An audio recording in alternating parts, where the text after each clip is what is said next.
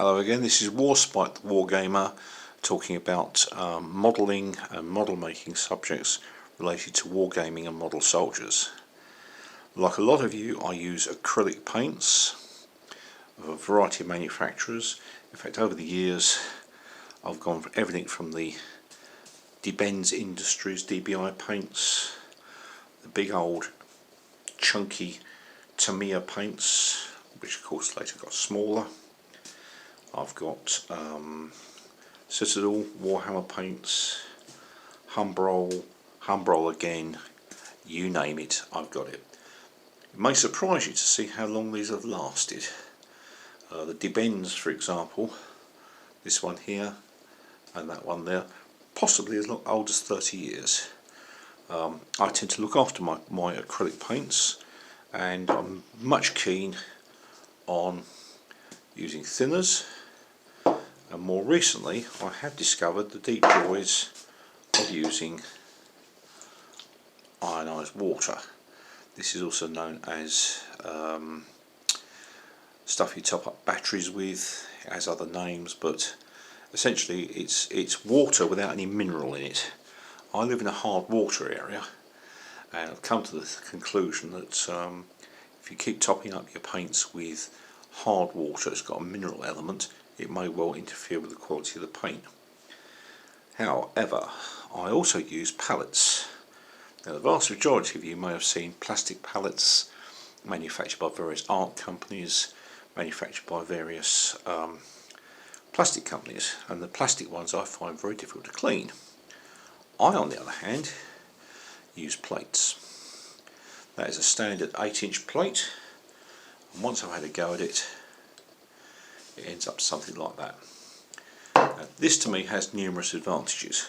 One is I'm a clumsy klutz, and I can stand my paint pot on the plate. Should I tip it over, it doesn't go all over the work surface. Keeps me happy, keeps Mrs. Warspite happy as well. The other great thing is this is a very glossy, high gloss surface. Another example here. As you can see, I've been working the paint through, and on a white surface you can test the opacity of the paint by running the paintbrush over it, stretch it over the material, and it soon gives you an idea of how your paints are mixing, how thick they're coming up, especially when you're adding thinners or water to them. Great thing about this is the plastic pallets you can buy from various manufacturers are very difficult to clean. The plastic seems to scratch and get little fine scratches which you then can't get the paint out of, and again you're not seeing a pure white behind your colour. This, if I stick that in warm soapy water for 20 minutes to an hour, most of this acrylic will just slide off, come off a bit like a water slide transfer. Another thing it also works well with is Humbrol type, the tinlet paints, the polyurethane paints. Even polyurethane paint and polyurethane varnish comes off this very quickly. Now, how do you keep your paints mixed? Now, I've gone through years of using cocktail sticks, broken paint brushes, you name it, I've got it. Some years ago I discovered the deep joys of, yes, you know it, gonna come out, ball bearings. Every one of my paint pots now has a 6mm stainless steel ball bearing in it, and that is me just rattling that one. Again, 6mm stainless steel ball bearing. I get mine from a company called Simply Bearings. Now, what do I use? Stainless steel. Do not use a normal steel ball bearing. Certainly not in acrylic paints, because the water and the steel will react and you'll end up with a pot full of very rusty paint. Stainless steel ball bearings are virtually indestructible, and if you do happen to get to the end of the paint pot and about to throw it out, fish the ball bearing out, wash it off in a little bit of soapy water, and pop it in your next one. You can keep reusing them, keep reusing them, keep reusing them. Now again, you can hear this. The sound may be familiar to you.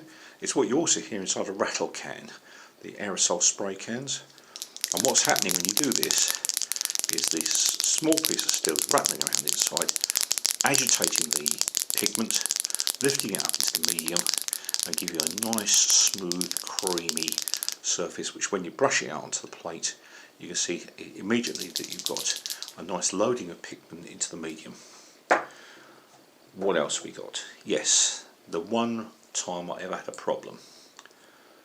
Self-mixing jars. One accident I ever had with one of these, I used one of these in one of those. Put my own paint in, mix it up. Not a problem. Shaking away like a good one, getting this sort of effect. Then I heard a crunch. And what happened was the paint pot had actually broken in my hand. So, little safety tip for you. If you're ever going to mix your own, put a load of sticky tape around the outside, which I've done with another one. Load of sticky tape around the other side, and then mix your paint, put your ball bearing inside, rattle away to your heart's content, and there'll be no breakages. You don't end up with a handful of paint, and the odd few paint flecks that went up my living room wall we won't discuss with the missus.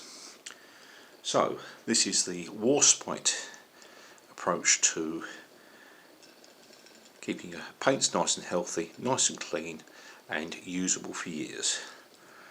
That one's 30 years old, that one's 30 years old, that one's possibly 25 years old, and they still work. Look after your paints, look after your paintbrushes, and they will look after you. This is Warspite, the Wargamer, out.